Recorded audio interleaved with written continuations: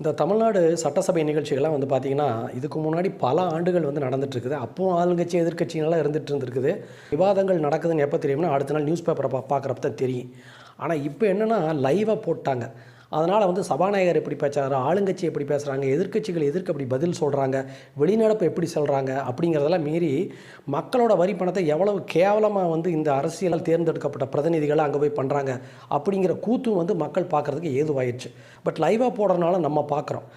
இப்போ அரசியல் களத்தில் முக்கியமாக என்னென்னா, தாவேக்கா ஆட்சி பண்ணுறதை பூரா ஆப்போசிஷன் பண்ணுறது அப்படிங்கிறதே எதிர்க்கட்சிகள் வந்து வச்சிட்ருக்குறாங்க.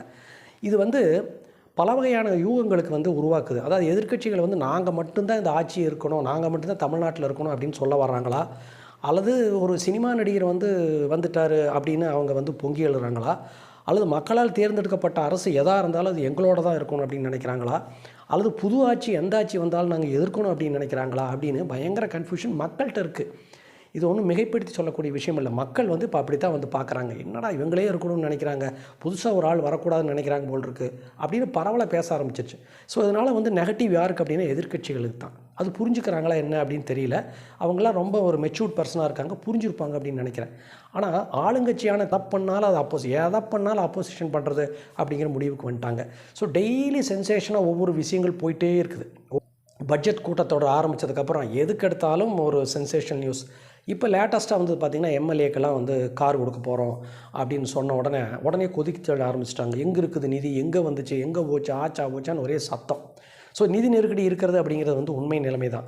ஸோ உடனே என்ன பண்ணிட்டாங்க எதிர்க்கட்சி, எங்களுடைய 59 எம்எல்ஏகளுக்கு நாங்கள் கார் வாங்க போகிறதில்ல அப்படின்னு சொல்லிட்டாங்க. வரவேற்கத்தக்க வேண்டிய விஷயந்தான். நிதி நிலைமையில் மறுபடியும் நாங்கள் சுமையேற்ற விரும்பலை அப்படின்னு சொல்லிட்டாங்க. சரி பரவாயில்ல. ஆனால் இப்போது அடுத்தது இப்போ இந்த பரந்தூர் விமான நிலையம். ஸோ ஒரு விமான நிலையம் அப்படிங்கிறது வந்து பார்த்திங்கன்னா ஒரு ஸ்டேட்னோட இன்ஃப்ராஸ்ட்ரக்சருக்கு it's a mega infrastructure for the development, economical development of a state. So இதில் பல வகையான கருத்துக்கள் இருக்குது. ஸோ பரந்தூர் விமான நிலையத்தை போன கட்சி கொண்டு வந்தது, இந்த கட்சி எதிர்த்துருச்சு. ஸோ இதுக்கு மாற்று ஒரு இடத்த கொடுக்க போகிறாங்க அப்படின்னு சொல்கிறதுக்கு முன்னாடி சோஷியல் மீடியாவில் வரக்கூடிய பல வகையான கருத்துக்களை பார்க்குறப்ப இது எது ரைட்டு எது தப்பு அப்படின்னு நம்ம புரிஞ்சிக்கவே முடியல. ஒன்று மட்டும் நிச்சயம், ஒரு அடிஷ்னல் இன்டர்நேஷ்னல் ஏர்போர்ட் அப்படிங்கிறது சென்னை போன்ற ஒரு மெகா சிட்டிக்கு, தமிழ்நாடு போன்ற ஒரு வளர்ச்சிக்கு தேவை அப்படிங்கிறத எல்லோரும் ஒத்துக்கிறீங்களே இல்லையா? ஒன்று மட்டும் ஞாபகம் வச்சுக்கோங்க, நீங்கள் என்ன வேணாலும் விவாதம் பண்ணிக்கங்க, என்ன வேணாலும் பண்ணிக்கங்க, ஓட்டு போட்ட எங்களை வந்து கேவலப்படுத்தாதீங்க. ஓட்டு போட்ட எங்களை தான் கேவலப்படுத்திட்டு இருக்கிறீங்க. அதை நல்லா ஞாபகம் வச்சுக்கோங்க.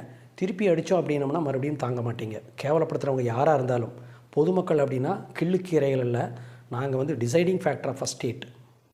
சந்திப்போம்.